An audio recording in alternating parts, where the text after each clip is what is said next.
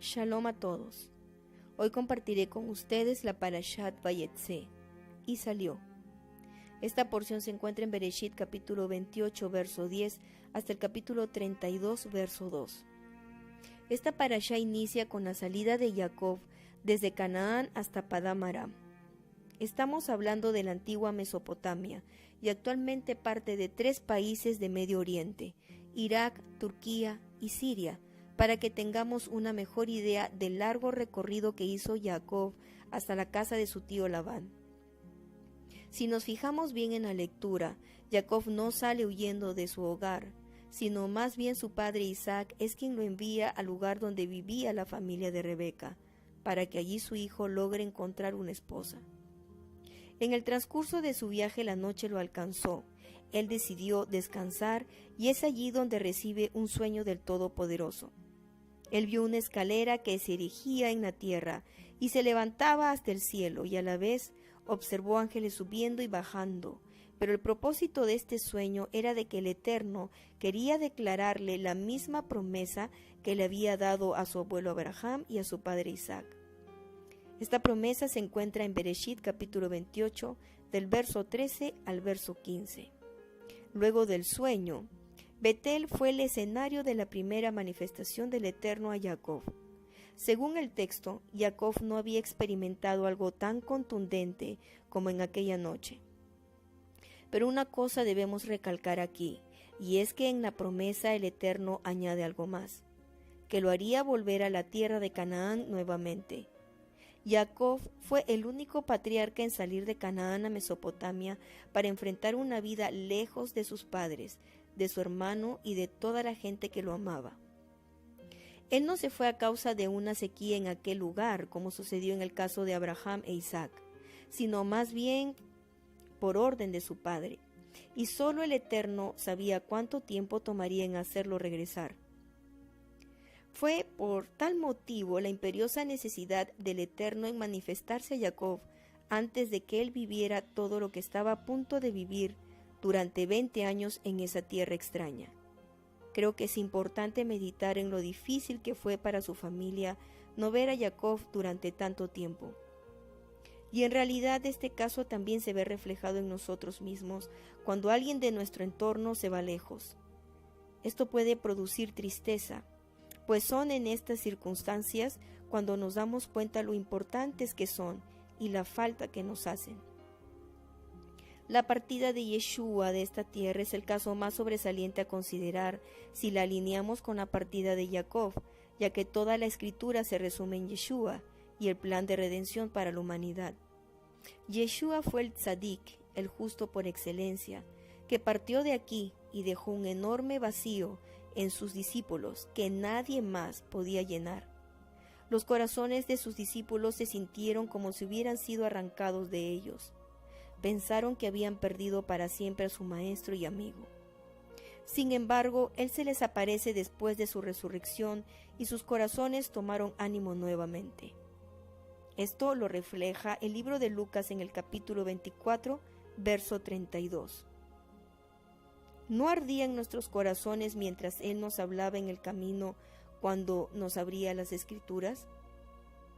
Yeshua, para llenar este vacío en sus discípulos a causa de su pronta ascensión para estar a la diestra del Padre, les dice que enviaría al Ruach HaKodesh, es decir, el Espíritu Santo, para que los acompañe siempre.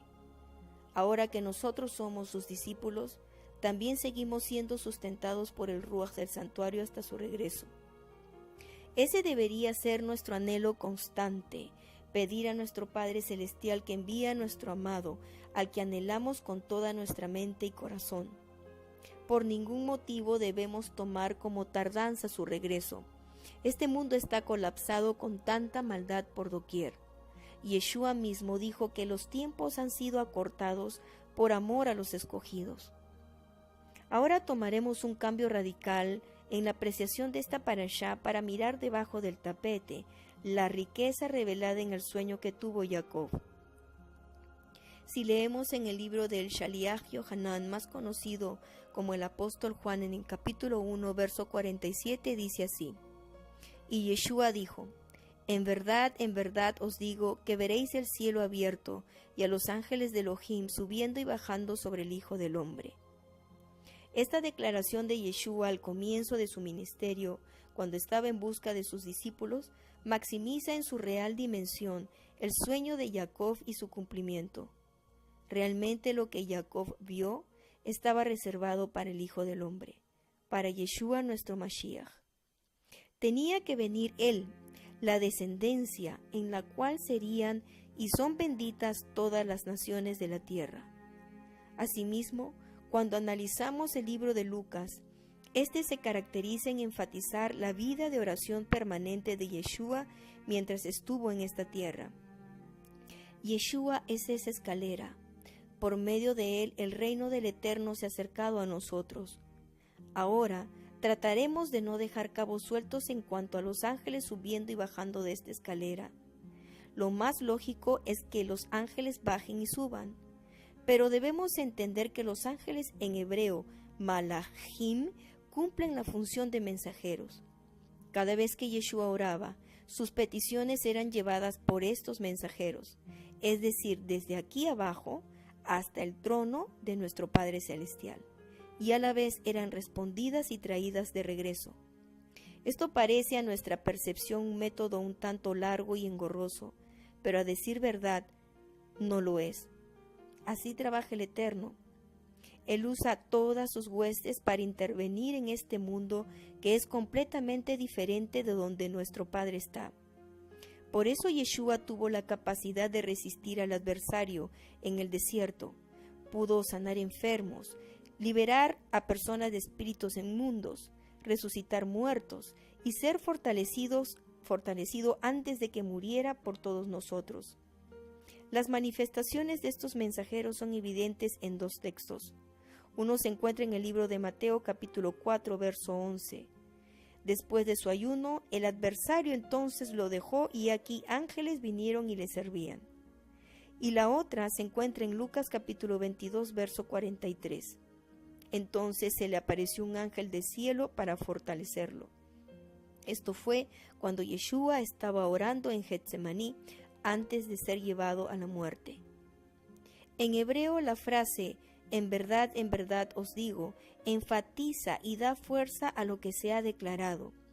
Esta forma de proclamación es un rasgo típico de los libros proféticos, y significaba que tal palabra sería cumplida de todas maneras. Esto quiere decir que en la primera venida de Yeshua, una conexión espiritual había sido restaurada después de 400 años de silencio, con excepción de la manifestación al sacerdote Zacarías, esposo de Elisheba y futuro padre de Yohanan el Inmersor. En Lucas capítulo 1, verso 11 dice así: En esto se le apareció a Zacarías un malaj del Eterno, de pie al lado derecho del altar del incienso. Zacarías había entrado a quemar incienso a la hora de la tarde, y el pueblo estaba orando afuera. Cuando nosotros hacemos de la oración una práctica constante, no olvidemos que un universo entero y desconocido por los hombres está trabajando en todo momento a favor nuestro. El Eterno no se ha olvidado de nuestras peticiones, tampoco de nuestras promesas. Tan solo debemos esperar en fidelidad para lograr ver que nuestro Elohim sí responde y asimismo comprender que esa escalera no ha desaparecido. Yeshua está allí y estará siempre allí para interceder por todos nosotros hasta su regreso. Y así como los patriarcas fueron pacientes, nosotros tenemos que demostrar esa virtud en nuestro caminar diario delante de un mundo apresurado. Shabbat Shalom.